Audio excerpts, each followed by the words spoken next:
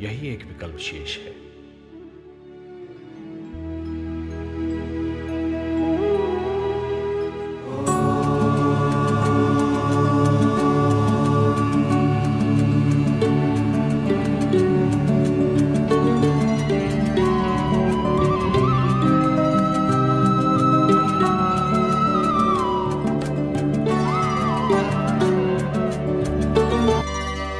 सूर्योदय,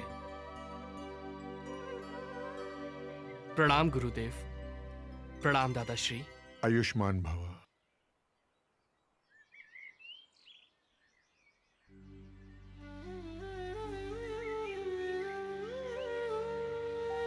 प्रभु, आप शांत क्यों हैं?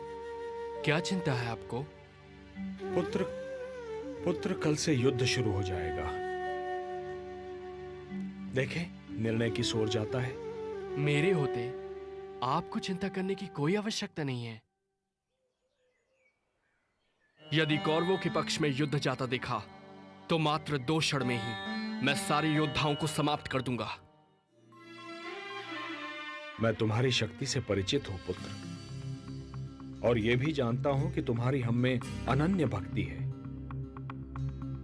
किंतु क्या प्रभु? पुत्र, आज शुक्ल फाल्गुन द्वादशी है। आज की महिमा दुगनी हो जाती है। किंतु मुझे बताइए प्रभु, मैं आपके दिए हर आदेश का पालन करूंगा। वत्स सूर्योदय, युद्ध से पूर्व चंडी एक बलि चाहती है, और बलि उसी की चढ़ाई जाएगी जो अतुलित बलशाली होगा। इसमें चिंता किस बात की है प्रभु? चिंता इस बात की है वत्स कि इस पृथ्वी पर 3 ही ऐसे वीर हैं जिनकी बलि स्वीकार होगी। मैं, तुम या अर्जुन।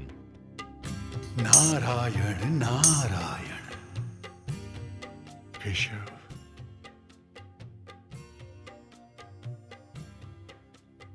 बस इतनी सी बात है केशव? क्या यही आपकी चिंता है? तो हे जनार्दन, इस बलि के लिए मैं अपने आप को प्रस्तुत करता हूं केशव, अपने आप को। तुम ये नहीं कर सकते पार्थ, ये धर्म युद्ध है। यदि एक भी पांडव कम हो जाएगा तो ये युद्ध धर्म युद्ध नहीं कहलाएगा।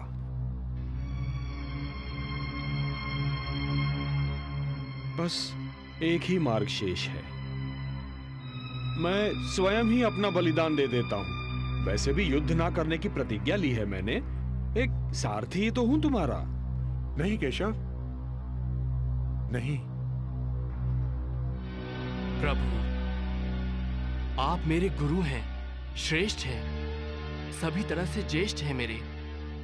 ये अधिकार सिर्फ मेरा है, मेरा। मुझे आज्ञा दीजिए प्रभु। आपके चरणों की सौगंध खाकर कहता हूं, आपके उद्देश्य को पूरा करने के लिए मैं अपने शीश की बलि देता हूं।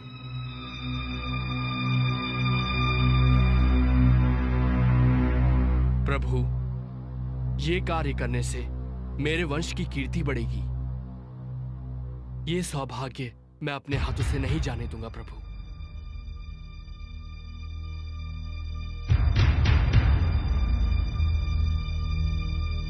सोचिए मत प्रभु। उठाइए ये शस्त्र और मेरे शीश को धड़ से अलग करके चंडी मां को बलि चढ़ाइए। मैं ऐसा नहीं कर सकता। यदि मैंने ऐसा किया तो यह बलिदान नहीं होगा, हत्या होगी।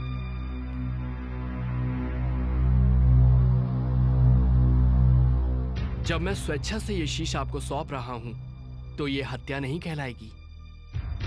धर्म यह कहता है वत्स कि बलिदानी स्वयं दान दे। यदि मैं ऐसा करता हूं तो वो हत्या ही कहलाएगी।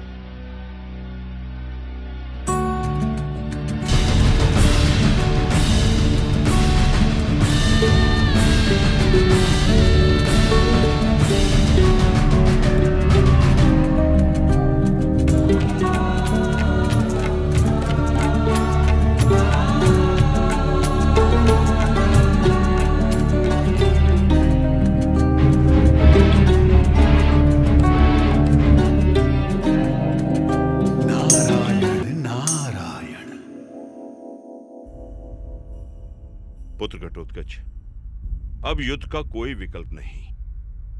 धर्मराज, घटोत्कच पुत्र बर्बरीक ने श्री कृष्ण के कहने पे अपना शीश दान कर दिया।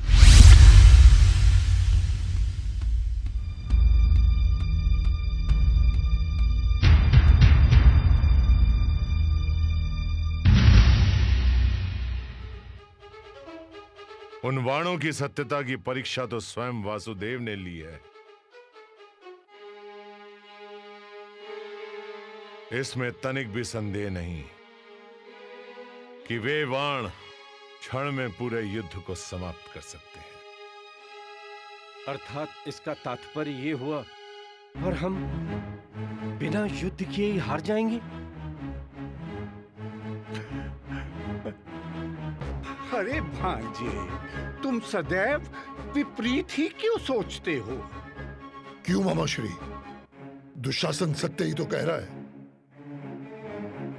अरे भांजे, अभी अभी ज्ञात हुआ है कि भीम के पौत्र बर्बरीक ने कृष्ण के कहने पर अपना शीश दान कर दिया है।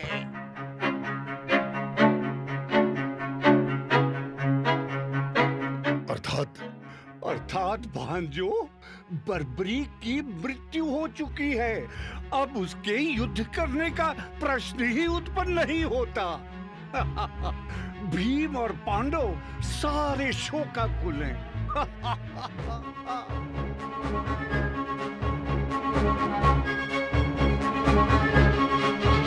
अवश्य इसमें भी कृष्ण का कोई उद्देश्य होगा।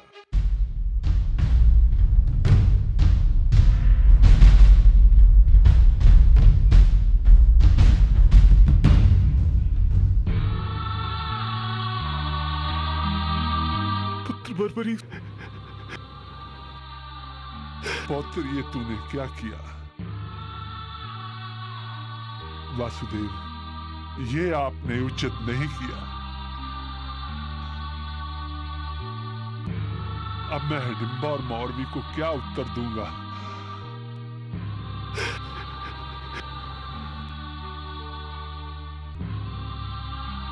हे ईश्वर, ये तेरी कैसी लीला है? कौन सा पाप किया था मैंने? इससे तो अच्छा होता पुत्र बर्बरी से पहले मुझे ही मृत्यु आ जाती। कम से कम ये दुख तो नहीं सहना पड़ता। ये आपने क्या किया वासुदेव? और इसके पीछे आपका क्या उद्देश्य है? बोलिए ना केशव।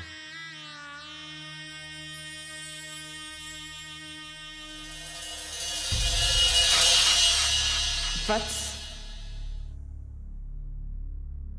भगवान श्री कृष्ण ने महाबली बर्बरिक से ये शीशदान किस कारण मांगा, मैं बताती हूं।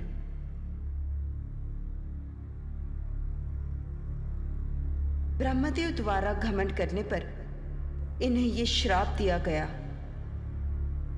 कि अगले जन्म में जब पृथ्वी पर धर्म की रक्षा के लिए युद्ध होगा, तब श्री कृष्ण के द्वारा इन्हें मोक्ष प्राप्त होगा और वे ही इनकी मृत्यु का कारण बनेंगे। इसलिए इसमें श्री कृष्ण का कोई दोष नहीं। आपको श्री कृष्ण पर कोई दोष नहीं लगाना चाहिए।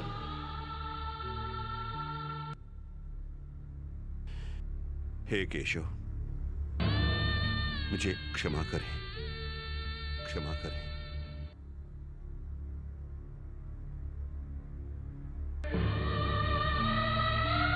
हे देवी, ये एक भक्त का शीश है। इसे अमृत से सींचो और अजरामर बना दो।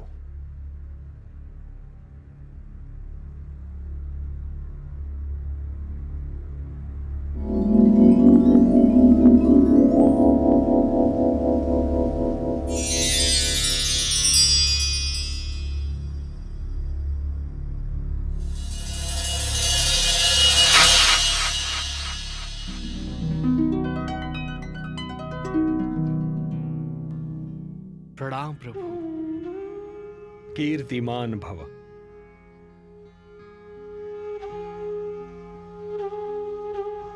पुत्र बर्बरीक,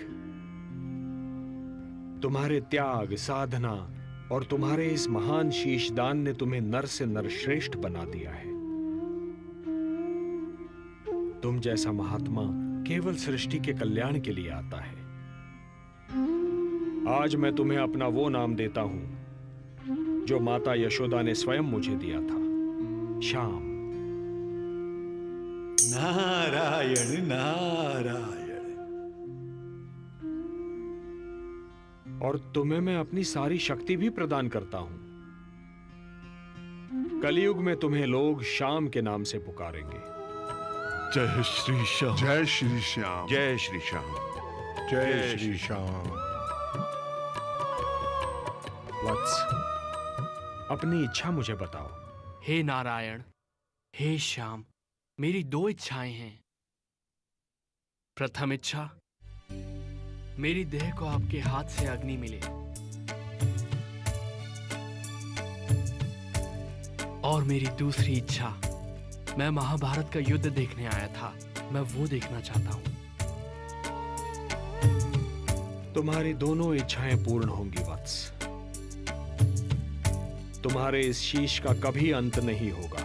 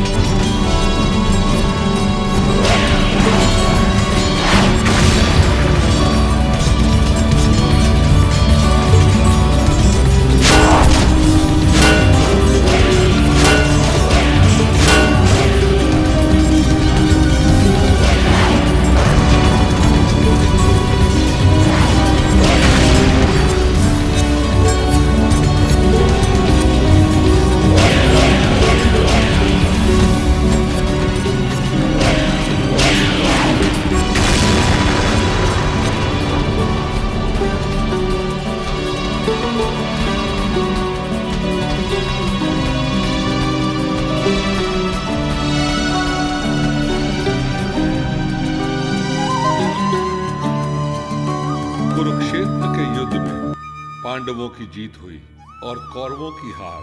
चारों ओर से पांडवों की जय जयकार सुनाई दे रही थी। पांचों पांडव इस युद्ध का श्रेय स्वयं ही ले रहे थे। मैंने धर्म की मर्यादा का पालन करते हुए युद्ध का संचालन किया और इसीलिए हमें विजयश्री का प्रसाद मिला। बड़े भैया, इस युद्ध के सबसे बड़े खलनायक दुर्योधन का वध यदि मैं न करता तो ये युद्ध कभी जीता नहीं जा सकता था। मजले भैया, यदि पितामह भीष्म बाणों की शैया पर नहीं लेटे होते तो विजय हमसे कोसों दूर होती।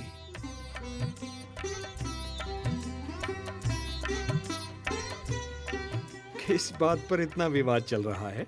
कृष्ण, तुम ही बताओ कि इस युद्ध में विजयश्री का मुकुट किसके शीश पे रखना चाहिए?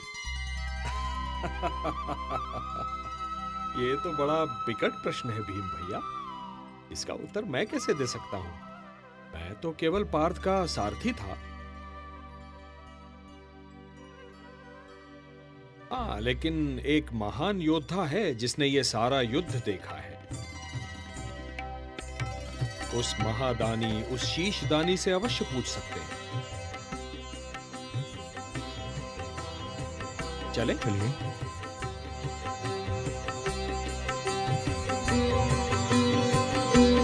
नारायण नारायण।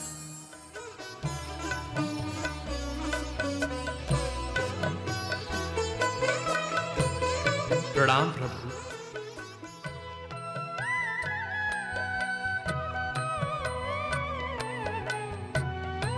हे शीशदानी, तुमने महाभारत युद्ध देखा? हाँ नारायण, संपूर्ण देखा। तुम्हारे ये पांचों पितामह इस बात पर विवाद कर रहे हैं पुत्र कि इस युद्ध में विजय किसके कारण प्राप्त हुई।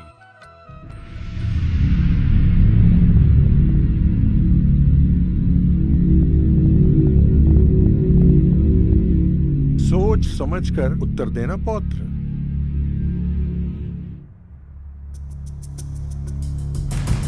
ना जाने किस आधार पर आप सब अपने आप को इस युद्ध का नायक मान रहे हैं। आप बड़े दादा धर्मराज युधिष्ठिर, आपने असत्य भाषण करके अपने गुरु द्रोणाचार्य का वध कर दिया। मेरे पितामह भीम, आपने गदा युद्ध के नियमों का उल्लंघन करके दादा दुर्योधन का वध किया। गांडीवधारी आपने तो युद्ध से पूर्व ही गांडी फेंक दिया था। पितामह भीष्म को आपने शिखंडी का आश्रय लेकर बाणों की शैया पर सुलाया। दादा कर्ण से आपके प्राणों की रक्षा के लिए मेरे पिता घटोत्कच ने अपने प्राणों की आहुति दी। नहीं, आप में से कोई भी नहीं है। इस युद्ध का नायक, इस युद्ध के एक ही महानायक हैं, मेरे गुरुदेव श्री कृष्ण। मुझे तो पूरे युद्ध में गुरुदेव श्री कृष्ण और उनके सुदर्शन चक्र के सिवा और कुछ नहीं दिखाई दिया। गुरुदेव श्री कृष्ण केवल दादा अर्जुन के सारथी नहीं, इस महायुद्ध के सारथी थे कृष्ण, केवल श्री कृष्ण।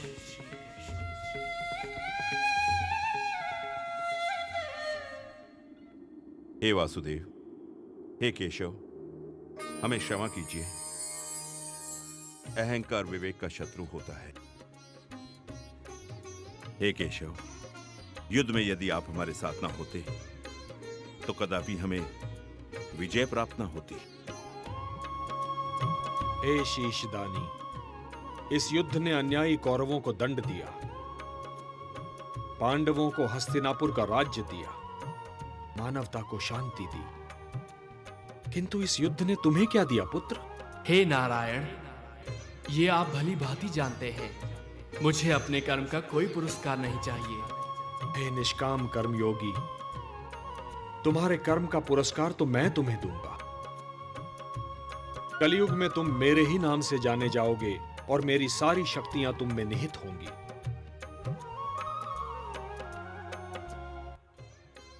जो भी मनुष्य तुम्हारी पूजा करेगा उसकी सारी मनोकामनाएं पूर्ण होंगी। मेरे लिए क्या आज्ञा है प्रभु? पुत्र, कलयुग का प्रसार बढ़ते ही तुम खाटू नाम के स्थान पर प्रकट हो जाना। वहां की भूमि अत्यंत पवित्र और पावन है। खंडेला का राजा अत्यंत धार्मिक प्रवृत्ति का है। जब तक यह पृथ्वी है पुत्र, जब तक सूर्य चंद्रमा है, जब तक ये सारे नक्षत्र हैं, तुम लोगों के लिए पूजनीय और वंदनीय होगे। तुम्हारे शीश की पूजा होगी पुत्र। तुम श्याम नाम से जाने जाओगे और हारे का सहारा बनोगे। ओम नमो भगवते वासुदेवाय।